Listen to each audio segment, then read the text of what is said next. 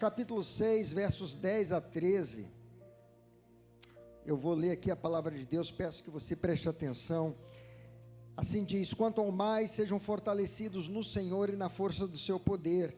Vistam-se de toda a armadura de Deus para ficar firmes contra as ciladas do diabo, porque a nossa luta não é contra o sangue e a carne, mas contra os principados e as potestades, contra os dominadores deste mundo tenebroso, contra as forças espirituais do mal nas regiões celestiais. Por isso, peguem toda a armadura de Deus para que vocês possam resistir no dia mau e, depois de terem vencido tudo, permanecer inabaláveis. Feche os seus olhos mais um momento. Pai, submetemos a Tua palavra agora ao poder do Teu Espírito Santo, a revelação do Teu Espírito Santo para comunicar ao nosso coração nessa manhã verdades tão importantes, Pai, verdades transformadoras. Nos dê entendimento espiritual, abençoe a cada um que está recebendo essa palavra, Senhor, e que o Teu nome seja glorificado. Nós oramos assim em nome de Jesus, amém. Você pode tomar o seu assento. Então, amados, na semana passada nós iniciamos uma mensagem falando sobre seres inteligentes, não humanos, que interagem com o nosso mundo, com o mundo dos humanos. E se os irmãos estão lembrados, nós falamos sobre o exército do bem, falamos sobre os anjos, sobre os querubins, sobre os serafins, falamos sobre a forma como que a manifestação desses seres, como que o mundo espiritual é tão real, como que existem essas duas dimensões e acontece uma interação entre um mundo e outro. E hoje nós vamos falar com vocês sobre o outro lado, sobre o lado do mal, e vamos analisar esse cenário que envolve essa dimensão espiritual. Vamos também tratar sobre o alerta que lemos aqui na palavra de Deus, da necessidade de vestirmos a armadura de Deus. E o nosso objetivo nessa manhã é desvendar toda essa hierarquia da maldade, a forma como que operam, e saber como nós devemos nos posicionar nessa batalha. Preste atenção que o texto que nós lemos em Efésios capítulo 6, o apóstolo Paulo está dizendo que nós temos uma luta. Eu e você temos uma luta. E a palavra luta que ele vai usar aqui é uma palavra muito interessante. Eu queria mostrar para você que existe uma luta chamada o duelo do sumô. É um duelo de altíssima intensidade física e psicológica, onde dois lutadores colossais, vestindo apenas um cinturão, o mawashi, eles se enfrentam em um círculo chamado do-ryo. E qual que é o objetivo dessa luta? O vencedor é aquele que fizer o seu oponente tocar qualquer parte do seu corpo que não seja a planta dos pés no chão, ou que conseguir empurrar o seu oponente para fora do círculo, ali do lugar onde eles lutam. Resumindo, a luta do sumô, o vencedor é aquele que permanece de pé e no lugar da luta. Aquele que cai ou aquele que é empurrado para fora acaba sendo derrotado. E Paulo está nos falando aqui nessa passagem de Efésios 6, que nós temos uma luta. E é interessante, irmãos, que a palavra que ele vai usar ali para luta, eu peço que você preste bem atenção, porque quando nós lemos Efésios, Paulo está dizendo assim: olha, vocês, portanto, irmãos, vocês precisam se revestir de toda a armadura de Deus para vocês poderem ficar firmes. A palavra que ficar firmes é a palavra grega esteme, que significa permanecer de pé. E ele vai dizer assim: então vocês devem se revestir de toda a armadura de Deus, porque depois de vocês lutarem, terem feito tudo, vocês devem permanecer firmes, de pé. Então, assim como o sumô vai fazer tudo para tentar derrubar o seu oponente ou expulsá-lo daquele círculo da luta, nós temos uma luta e temos um objetivo. Nós precisamos ficar de pé.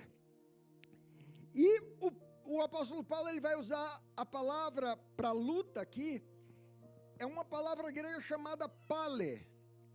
A pale era uma modalidade, era um jogo, era uma modalidade de luta olímpica que acontecia nas palestras, que eram aqueles lugares onde havia esses confrontos. Era um esporte olímpico dos gregos. Agora, o que é curioso aqui, esse esporte olímpico, ele era praticado entre dois homens completamente nus, com óleo aplicado sobre todo o corpo. Não tinha armas, não tinha nenhum instrumento além do próprio corpo. E essa luta se travava de forma que o vencedor era aquele que conseguia derrubar por 3 vezes o seu oponente. Então era num sistema de pontos, né? Um derrubou o outro, caiu, marcou um ponto. O outro derrubou o outro, marcou 1-1. E aí ia a luta até o final. E o que conseguisse derrubar o oponente 3 vezes, vencia. Mas é interessante, queridos, que essa luta, a pale, ela tem algumas características muito importantes que Paulo escolheu essa palavra com um propósito muito claro. Paulo sabia do que estava falando e ele queria que os seus ouvintes, aqueles que lessem essa carta, entendessem muito bem a revelação que ele estava trazendo aqui por parte do Espírito de Deus. Essa luta era caracterizada por um forte rigor físico e psicológico, era muito exaustiva, porque era um combate corpo a corpo, muito próximo, e era também estratégico e individual. Então exigia esse contato físico ininterrupto, sem limite de tempo. Só terminava com a queda depois de 3 vezes. Era um teste extremo de resistência muscular, de estamina e de força isométrica. Produzia um estado de desgaste contínuo e exigia resiliência absoluta para não ceder à pressão. Mas a pale também tinha uma característica de ser uma luta que exigia uma estratégia. Havia uma necessidade técnica de uma antecipação, porque como você tinha ali 2 pessoas num confronto muito próximo, elas precisavam estudar um a outro os movimentos, as chaves que iam lançar uma contra a outra, e o centro de gravidade do corpo, era nisso que estava a grande sacada, a grande vantagem, era você estudar o centro de gravidade e usar o peso do seu oponente contra o próprio oponente. Então essa luta era chamada pelos poetas de a arte da astúcia. Por isso que Paulo vai dizer assim: vocês precisam estar preparados contra as astúcias ou contra as ciladas. A palavra ciladas aí é a palavra methodeia, que significa, são os esquemas, aqueles esquemas enganosos, aquelas armadilhas que são colocadas para conseguir derrubar o oponente. E por isso havia uma necessidade de muita atenção, de muito discernimento sobre o que o inimigo estava tentando lançar contra você, o seu oponente. E como eu disse antes, o vencedor era o que permanecia de pé e, enfim, vencia a luta. Então, nessa analogia que Paulo está fazendo com a nossa luta, ele está usando um duelo olímpico entre 2 pessoas, e ele está dizendo assim, que a nossa luta espiritual também é uma luta muito próxima, corpo a corpo.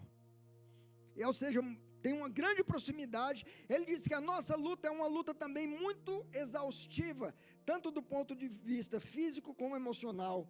E é uma luta estratégica que exige de nós astúcia, constante vigilância e discernimento das ciladas. E que devemos cuidar em todo tempo, porque o inimigo vai tentar nos derrubar, para que ele seja vencedor. Ou ele vai tentar nos expulsar para fora do lugar que Deus tem para nós. Então nós devemos fazer tudo para permanecermos de pé no lugar que o Senhor preparou para nós. Essa era a pale. Agora, se Paulo usa essa palavra, pale, para discernir, para nos ensinar sobre o nosso confronto, por que na sequência Paulo vai falar que nós temos que usar uma armadura? Uma armadura, a palavra panóplia, que era um conjunto de armas que compunham a armadura, armas precisas, armas cada um com um objetivo, com uma função. Paulo está dizendo assim, olha, vocês têm que se vestir de toda a armadura. O pastor Valdir pregou aqui 2 domingos atrás sobre isso. Vocês têm que se vestir de toda a armadura, para que vocês possam resistir e permanecer de pé. Pô, mas a panóplia não eram 2 homens completamente nus, sem nenhuma arma? Por que Paulo agora está dizendo que nós temos que usar toda a armadura? Bom, queridos, a verdade é que nós vamos entender isso quando nós percebemos o que Paulo fala na sequência. Ele vai dizer assim, porque a nossa luta não é contra carne e sangue. Paulo está dizendo, olha, nós temos uma pale, mas a nossa luta não é homem contra homem. Se fosse homem contra homem, tudo bem, nós não precisaríamos de nenhuma outra arma. Mas a nossa luta é contra, e aí ele vai listar o que acontece. Que o nosso inimigo é um inimigo muito superior, muito mais forte, com muito mais capacidade que nós. Então o que nós temos aí é uma quebra de paridade. Veja, até nas lutas comuns, nós temos categorias diferentes, né? Nós temos os pesos leves, peso médio, peso pesado, e não permite que uma pessoa de uma categoria lute contra a outra para que não se perca a paridade. Então Paulo aqui ele está dizendo, olha, nós nessa luta corporal intensa, próxima, nós estamos em grande desvantagem. Nós não temos nenhuma chance de vencer o nosso inimigo, porque o nosso inimigo não é um ser humano, mas é uma força muito superior, com muito mais recursos e capacidades que um ser humano. E se nós formos enfrentá-lo nus, sem armas, nós vamos ser simplesmente esmagados. Não importa quanto treinamento, quanto condicionamento você tenha. É uma luta completamente desigual se for um corpo a corpo. É isso que Paulo está dizendo. Então, para que haja uma paridade nesse confronto, ele diz, vocês precisam, portanto, colocar a panóplia, toda a armadura espiritual. Queridos, quando os 2 seres humanos lutam, as condições são de paridade, ambos são feitos de carne e osso, ambos cansam, têm limitações biológicas e têm o mesmo teto de força. Mas quando nós tomamos conhecimento, quem é o nosso oponente nessa luta espiritual, aí essa simetria fica muito clara. Seres de inteligência, força e capacidades superiores. E Paulo vai dizer, vejam, vocês precisam da armadura, porque a sua luta não é contra carne e sangue, mas contra os principados e potestades, contra as forças, contra os governadores desse mundo de trevas, contra as forças espirituais do mal nas regiões celestes. Paulo ele vai elencar, ele vai trazer aqui uma compreensão muito clara das divisões do mal. E ele vai nos ensinar, por revelação do Espírito de Deus, o que significa cada uma dessas categorias. Ele vai falar primeiramente dos principados, aquilo que nós podemos chamar de o comando estratégico. E a palavra para principados é arche. É de onde vem a nossa palavra arque. Por exemplo, quando você ouve arqui-inimigo, o que significa? O inimigo principal, ou o maior inimigo, ou o mais importante dos inimigos. Mas a palavra arque também significa aquilo que é primeiro, que é o mais antigo. É de onde nós temos a palavra, por exemplo, arqueologia, o estudo das coisas antigas. Então, quando Paulo está dizendo a nossa luta é contra os principados, ele usa a palavra arque, ele está falando de uma posição muito alta de comando e mais antiga. No contexto institucional, descrevia os magistrados da mais alta patente, os governadores originais e os fundadores de dinastias. O significado espiritual, quando Paulo traz essa compreensão espiritual, se refere aos seres de elite do reino das trevas. São generais antigos, líderes espirituais de alto escalão na pirâmide de Satanás.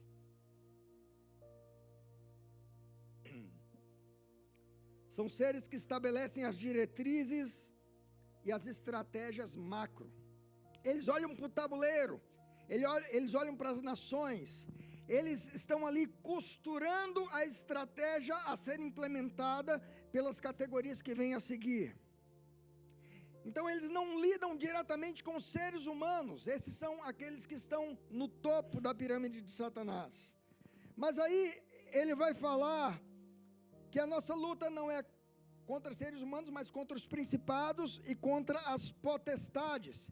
E aqui nós temos um outro ranking, aqui nós temos a jurisdição do mal, porque a palavra potestade é a palavra exousia, que significa autoridade ou autorização. Alguém só pode ter autoridade se essa lhe for concedida, ou delegada, ou confiada, ou se ele tiver por direito. Autorização significa uma permissão legal para agir. E esse ranking aqui do exército do inimigo, o exousia, as potestades, são exatamente aqueles que receberam uma autorização dos rankings superiores, ou aqueles que identificaram uma situação que permitiu que eles estabelecessem o seu domínio legal. Então, no mundo romano, o centurião tinha exousia, ou autoridade, porque o imperador lhe concedia esse direito legítimo de exercer e aplicar a lei sobre os subordinados. Então, qual é o significado espiritual dessa categoria? São os agentes que executam as ordens superiores, dotados de jurisdição ativa. Nós podemos identificar essa categoria, as potestades, como aqueles que têm uma jurisdição legítima, legal, concedida. São as forças encarregadas de, prestem atenção, encontrar e impor direitos legais do mal para o mal operar. Eles têm o direito de operar baseado em quê? Na legalidade, explorando as fraquezas, as injustiças e as falhas dos seres humanos. Assim, eles exercem o domínio, o controle prático sobre a vida do dia a dia das pessoas. Eles requerem o direito de agir mediante a legalidade concedida. Na prática, queridos, essa categoria são aqueles que ficam inspecionando, passeando pela terra. Lembra que Satanás se apresentou junto com os anjos de Deus diante do Senhor, e o Senhor pergunta: de onde você vem? De passear pela terra, ele diz.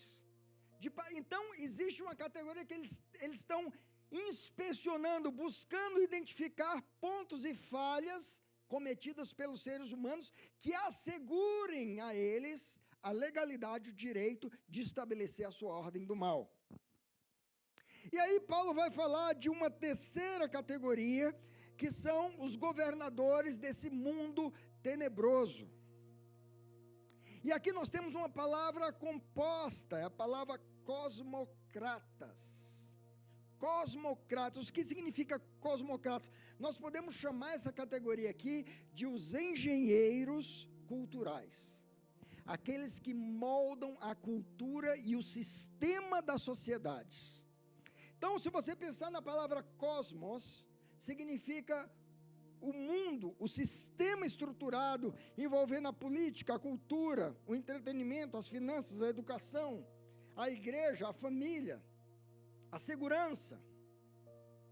E kratos significa poder bruto ou domínio. Quando você junta as duas palavras, você tem um poder bruto ou um domínio sobre a economia, sobre a cultura, sobre a ciência, sobre o entretenimento, sobre as finanças, sobre a educação, sobre a comunicação. Então, os cosmocratas, quem são eles? Por que são esses engenheiros culturais? Eles são os que pegam as estratégias que foram estabelecidas e criadas pelo mais alto escalão, os principados, e ele une as legalidades encontradas da segunda categoria, pelas potestades, os exousia, e agora com o plano, a estratégia estabelecida e a autoridade legal, eles começam a moldar a cultura, o pensamento da sociedade. levando as pessoas a chamarem aquilo que é mal de bem e aquilo que é bem de mal. Ou seja, eles moldam a mentalidade da cultura, da política, da economia, das demais esferas de influência da sociedade humana. Eles moldam a cegueira moral coletiva, fazendo com que uma sociedade inteira seja corrompida. E para isso ele usa as leis, os governos, as mídias, as ideologias, a fim de criar uma atmosfera de escuridão espiritual generalizada. E aí Paulo avança, desvendando essa realidade, ele vai falar de um quarto patamar, de um quarto escalão, que são as forças espirituais do mal nas regiões celestiais. Nós podemos chamar esse quarto escalão aqui como os lutadores de arena, ou nós podemos chamá-los como a infantaria de Satanás. A palavra aqui é pneumaticates ponérias, pneumáticos, que vem de espíritos, de força espiritual, e ponérias, que é maldade. Então aqui nós chegamos à base operacional da luta corporal, da pale, que Paulo estava falando. São seres de natureza espiritual invisível. E temos a palavra ponerias, que é aquilo que é altamente malevolente, destrutivo e perverso. Então qual que é o significado espiritual desse ranking aqui que Paulo está falando? É a grande massa de manobra que ataca diretamente os seres humanos. Enquanto os 3 primeiros níveis, os principados, potestades e os governadores, constroem o cenário macro, o sistema de leis e a legalidade para operar, esses daqui do último escalão, eles pegam as mentiras culturais criadas pelos engenheiros da cultura, os cosmocratas, e assopram diretamente na mente dos indivíduos, do ser humano, com acusações, com desespero, com depressão, com tentações, com incitação ao pecado, e acabam oprimindo aquela pessoa de tal forma, tentando desestabilizá-la, fazendo-a cair na arena, para que sejam derrotadas. Então, essa categoria, essa última categoria, essa categoria mais baixa, é uma categoria que busca obcecadamente corpos humanos. Eles buscam um hospedeiro, eles buscam se incorporar ou possuir corpos humanos das pessoas, através de manifestações que modulam a voz, o olhar, a postura dos corpos, além de lhes infringir doenças físicas. Então, quando você vê manifestações malignas, possessão demoníaca, você vê essas forças operando, mudando a voz, mudando o olhar, mudando o comportamento, mudando a força física da pessoa, mudando a postura. Um filme que mostra muito bem esse aspecto aí é o Nefários. Mas esses espíritos, eles são tão obcecados por corpos, que eles pedem para entrar em corpos de animais. Amados, tudo isso que eu estou falando para vocês aqui, eu estou simplesmente traduzindo aquilo que Paulo está trazendo para a igreja de Éfeso como a instrução da realidade espiritual desse mundo, dessa dimensão invisível que nós convivemos com ela. A palavra ponerias, malignidade, mal, não é uma palavra que significa somente mal, mas é um mal que é destrutivo, infeccioso e que busca corromper tudo ao seu redor, causando danos físicos e mentais. Quando nós olhamos para os relatos de possessão e de opressão grave no Novo Testamento, nós vemos exatamente a ação dessas forças espirituais do mal, ponerias. Nós vemos, por exemplo, casos de automutilação. Jesus chega lá na terra dos Gadarenos e está aquele homem se rasgando com cacos de tijolo, de pedras. Automutilação, aquilo que aquele espírito leva a pessoa a causar um dano a si mesmo. Nós vemos destruição física, espíritos que tentam matar as pessoas, ora jogando pessoas no fogo, ora jogando na água, como o filho daquele homem que veio desesperado e pediu socorro de Jesus. Essas atuações que induzem inclusive a pessoa a tirar a própria vida, ao suicídio. Nós vemos a atuação dessa categoria também na perversão da identidade e do comportamento. Pessoas que têm uma identidade, por exemplo, as confusões sexuais, a confusão da identidade sexual é uma coisa terrível. A ação desses espíritos malignos. O comportamento violento, agressivo, que ninguém conseguia conter, prendiam aquele homem com correntes, mas ele quebrava as correntes. E as pessoas tinham medo, pavor dele. De onde que vinha toda essa ação? Pneumática tesponérias. Forças espirituais do mal. E além disso, esses espíritos também aprisionam os seres humanos em cadeias de doenças físicas. Nós vemos isso na palavra de Deus. Nós vemos, por exemplo, a pessoa que era surda, muda, por uma ação de demônio. Quando Jesus expulsou o demônio, a pessoa se pôs a falar e a ouvir. Nós vemos vemos o caso daquela mulher que andava encurvada, por uma ação de um espírito maligno que estava sobre aquela mulher, a quem Jesus chama filha de Abraão, e uma vez que aquele espírito maligno é expulso, ela se endireita e retoma a sua condição física. E tantas outras. Pastor, o senhor quer dizer que toda doença é uma doença causada por um demônio? Não estou dizendo isso. Mas eu estou dizendo que sim, existem muitas condições físicas que são causadas por pneumática tesponérias. Porque a palavra de Deus mostra isso. Eu não estou inventando isso aqui, não é uma coisa mística do pastor André. Eu estou lembrando aqui os casos da palavra de Deus. Se fosse nos dias de hoje, talvez iam tratar aquela mulher que andava encurvada como iam mandá-la para um ortopedista, para um especialista em coluna, iam aplicar para ela aí tratamentos, fisioterapia e alguma outra coisa, ou até uma cirurgia que pudesse corrigir a sua coluna, mas era uma questão espiritual. Não quer dizer que todo mundo que está encurvado porque tem um demônio agindo na vida daquela pessoa. Mas existem muitos casos físicos. Aquele menino que caiu no chão espumando, tendo aparentemente o que parecia uma convulsão. Se fosse nos nossos dias, ele dizer, não, ele é um epilético. Ele precisa aí de um tratamento com um neurologista, com alguém que vai poder lidar com... Mas era uma questão espiritual. E o Espírito de Deus é o Espírito que nos guia à verdade, é o Espírito que nos dá o discernimento, que nos dá a chave para entender como que nós devemos lidar com essas situações, queridos. Os irmãos estão entendendo isso daí? E amados, há outras categorias ainda, que nós não temos tempo para falar, o tempo é curto, mas a Bíblia fala ainda de tronos e soberanias e senhorios, palavra tronóia, palavra quiriotetes, né? Que são lugares de domínio, onde há um trono daquele espírito maligno governando e reinando ali.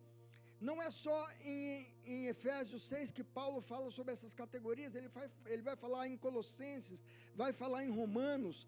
No livro de Apocalipse também nós encontramos terminologia diferenciando essas categorias das forças do mal.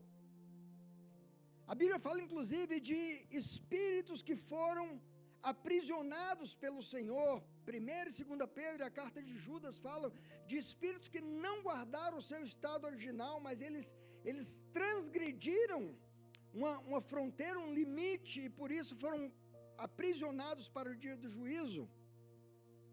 Espíritos nos dias de Noé. Então nós não temos tempo para falar de todos, mas eu queria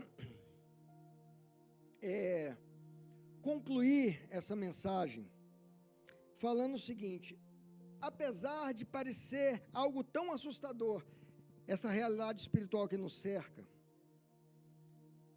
eu quero dizer que nós temos um arsenal muito superior ao da força das trevas. Não importa quão assustadora seja a realidade espiritual, queridos, o Senhor redimiu a você e a mim. Nós fomos comprados, pertencemos ao Rei dos Reis e ao Senhor dos Senhores. Além disso, Ele nos perdoou, Ele nos justificou, e Ele nos disponibilizou o que nós precisamos para engajar nessa guerra, nessa luta. Não de uma forma assimétrica, mas de uma forma capacitados para vencer, permanecer de pé. Então quero mencionar alguns desses elementos.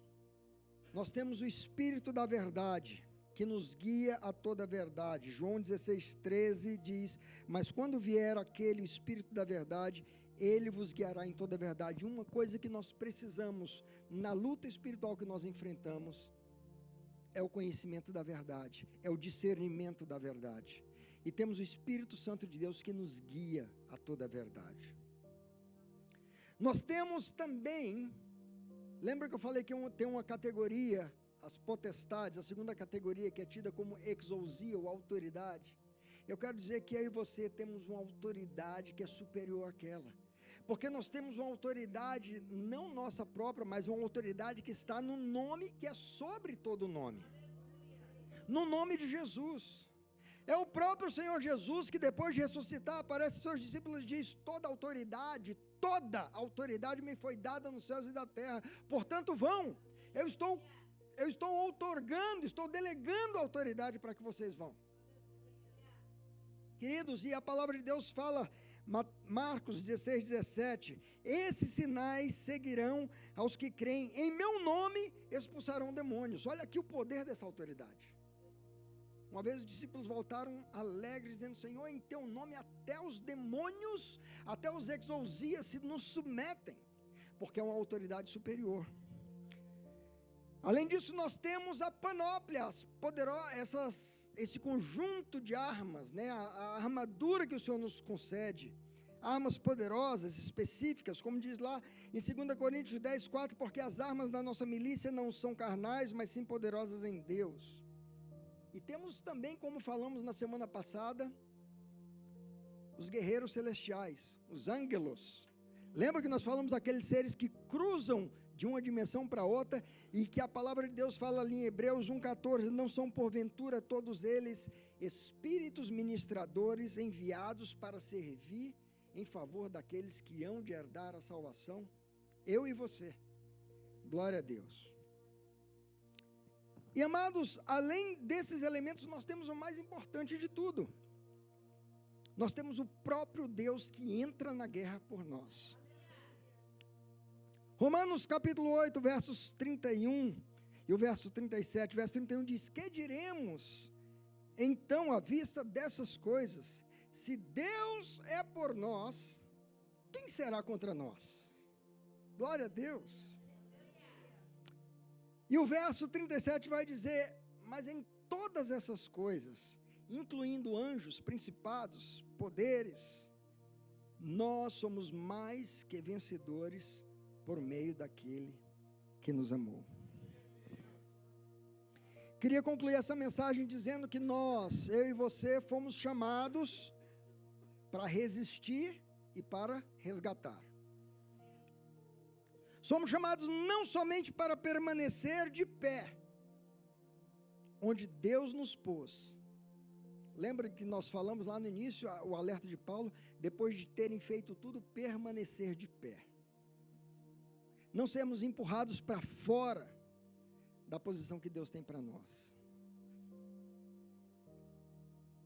Mas também fomos chamados para resgatar os que foram feitos prisioneiros, expulsando o inimigo que os domina. Portanto, queridos, nós precisamos vestir, precisamos nos fortalecer com a força que vem de Deus, porque com a força humana, nós não somos páreo para o inimigo. Nós precisamos da força que vem do Senhor. Isso fala de um relacionamento com Deus, de uma comunhão, de uma intimidade, de uma busca, de uma vida no altar. Precisamos nos fortalecer e colocar toda a panóplia, toda a armadura, como foi pregado aqui 2 domingos atrás. capacete da salvação, a espada do Espírito, escudo da fé, couraça da justiça, cinturão da verdade, sandálias do evangelho da paz, com toda oração e súplica. Precisamos vestir toda a armadura, para que nós possamos permanecer de pé nessa luta. Porque o inimigo vai tentar nos derrubar uma vez, outra vez. E pode ser que você está vivendo uma situação que você já caiu. E você se sentiu ali frustrado, derrotado. Mas o Senhor é aquele que vem e nos levanta. E Ele diz, a luta não terminou. Siga lutando, não desista. Levanta os olhos, olha para mim, se fortaleça no Senhor. E você segue, às vezes caiu de novo, o Senhor vai e te levanta de novo. E Ele quer fazer de você um vitorioso. O inimigo tem que cair. Não é você estar numa posição em que ele vai colocar os pés sobre você. Mas é o contrário, ele ser derrotado e estar debaixo dos nossos pés. Então vista toda a armadura, permaneça de pé e vamos resgatar os prisioneiros, porque há tantas pessoas aí que estão aprisionados pelas forças do mal. Então, queridos, nós estamos aqui concluindo essa série de 2 mensagens, falando que a realidade do mundo espiritual é tão próxima, é tão intensa, é tão concreta. As pessoas estão tão preocupadas com os desdobramentos da inteligência artificial, se os ETs, agora tem ET até em Campo Largo, se os ETs vão dominar os seres humanos, e não estão se dando conta de que existem forças espirituais do mal operando intensamente, de forma inteligente, sistemática, planejada, debaixo de uma legalidade, e dominando vidas, dominando famílias, dominando sociedades, dominando nações. Isso está acontecendo, nós precisamos abrir os olhos, parar de se preocupar com coisas secundárias e olhar para aquilo que realmente importa, porque quando Paulo fala ali no versículo 10 de Efésios 6, ele diz, por fim, irmãos, Paulo está escrevendo uma carta, e quando ele chega ali naquele último capítulo, é como se Paulo dissesse, olha, tudo que eu falei para vocês até aqui é importante, mas se vocês esquecerem de tudo, disso aqui não esqueçam, por fim, irmãos, prestem atenção, fortaleçam-se no Senhor e na força do seu poder, revistam-se de toda a armadura de Deus, para que vocês possam ficar firmes contra as ciladas do diabo, porque a nossa pale não é contra outro ser humano com a nossa mesma condição física, mas são contra estruturas poderosas, muito superiores que nós. Por isso, vistam-se de toda a armadura de Deus. E aí ele vai falar de cada elemento daquela armadura. E ele vai dizer, depois de vocês terem feito tudo, vocês permaneçam de pé na posição de vencedores. É isso que Paulo está falando. Essa é uma mensagem muito importante. E nós precisamos estar conscientes disso. Você entende isso daí? Pastor, mas eu vim para a igreja para o senhor falar de demônios e olha, queridos, a verdade, o conhecimento da verdade liberta. E eu não vim trazer essa mensagem nessa manhã para assustar você, mas para que você tenha consciência plena de que quer você queira ou não, como nós falamos na semana passada, nós estamos numa luta e não existe lugar neutro. Nós estamos numa luta. A pala está acontecendo. Cabe a mim e a você ter consciência dessa realidade e se preparar para que você não seja derrotado. Porque pode ser que você conhece pessoas, quem sabe na sua família, na sua casa, quem sabe irmãos que outrora estavam aqui conosco, ou estavam nas igrejas e agora estão caídos, vencidos, debaixo dos pés do inimigo, envergonhados, expulsados para fora do local que Deus tinha para eles, derrubados, e o inimigo vencendo. Não é isso que Deus tem para nós. Deus tem para nós vitória. Mas isso não acontece do nada. Nós precisamos ter consciência, nos posicionar, nos preparar e buscar essa vida com o Senhor. Vamos nos colocar de pé? Glória a Deus. Abra os seus lábios agora e fale com o Senhor. Você pode responder essa mensagem dizendo: Senhor, a partir de hoje eu quero estar mais atento, eu quero estar mais diligente em relação a essa realidade que a tua palavra nos ensina hoje. A tua palavra diz que tudo quanto foi escrito para o nosso ensino foi escrito, inclusive Efésios capítulo 6. E Paulo faz questão de trazer de uma forma minuciosa a realidade de uma luta que nós estamos envolvidos. E que nós precisamos conhecer quais são as armas à nossa disposição.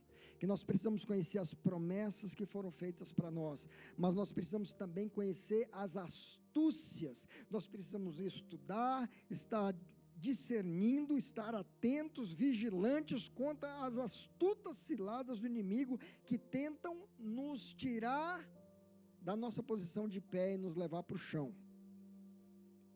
Ajuda-nos. Senhor, nós oramos, te agradecemos pela tua palavra. Eu oro por cada um dos meus irmãos e das minhas irmãs que nessa manhã receberam essa palavra. Senhor, eu tenho certeza que os nossos inimigos não queriam que essa palavra fosse pregada, que nessa manhã as pessoas obtivessem esse entendimento, porque a compreensão da verdade nos leva à liberdade e à vitória. Senhor, mas a tua graça nos permitiu compartilhar aquilo que o Senhor colocou em nosso coração, e eu oro que essa palavra seja agora, Pai, mais ainda aprofundada pela ação e a revelação do Teu Espírito Santo no coração de cada um dos meus irmãos, e que nós não sejamos ingênuos, que nós não sejamos indiferentes, negacionistas, Senhor Deus, ou irresponsáveis quanto a essa realidade espiritual que nos cerca. O Senhor nos chamou para sermos vitoriosos, não apenas para permanecermos de pé, mas para resgatarmos muitos que estão numa condição de prisão e que precisam ser resgatados. O Senhor conta conosco, Pai. Nós queremos dizer ao Senhor: eis-nos aqui, Pai. Queremos ser esses lutadores, esses guerreiros adestrados. Queremos ser essas pessoas que têm toda a armadura do Senhor, prontas para ir em resgate daqueles que estão necessitando do socorro do Senhor. Abençoe a essa igreja, Pai, que cresçamos nessa maturidade, em nome de Jesus. Amém.